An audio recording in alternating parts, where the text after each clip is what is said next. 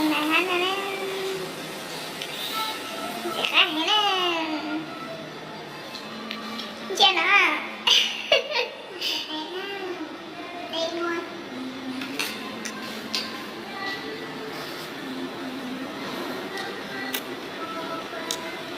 Rồi.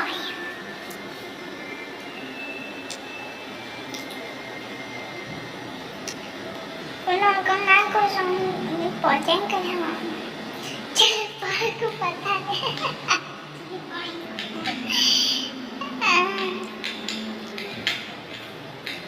Lời nhỏ nè, chị khá hẻ nè.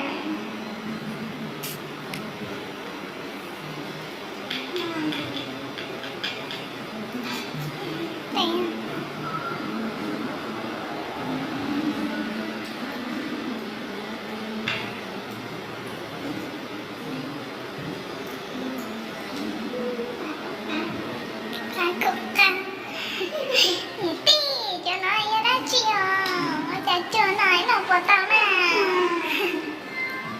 Đi mà tải.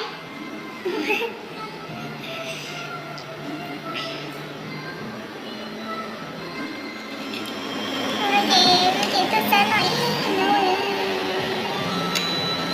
Chị bắt tao nữa.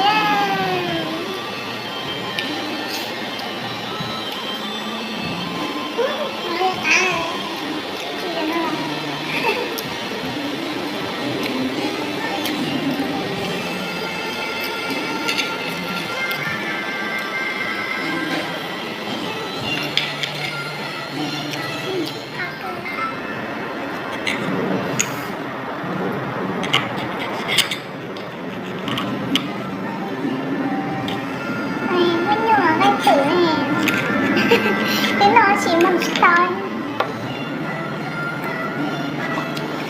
Vừa rồi chị ta lấy hồng chị ta nghĩ nào rồi. Nó phải tí luôn đâu rồi. Thấy không? Chẳng chăm chẳng. Có chẳng. Wow. Dừng lắm à. Cho được cái nào.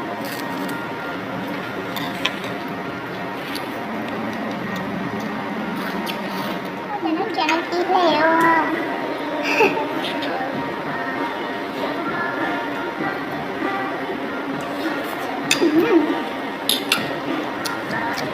Bà tạ ơi.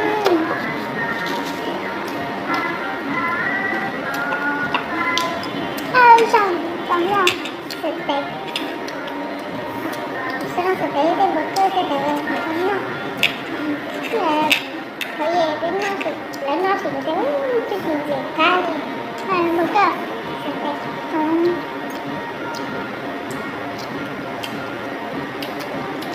lên đen nó chèn biết sẽ nó sôi để tới nơi nó sẽ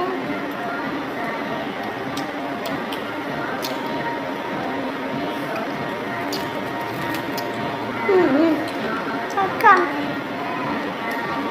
nó chim kìa.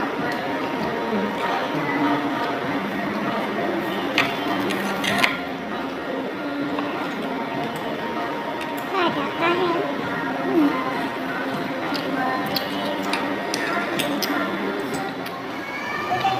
Cái này nó xóa đi cho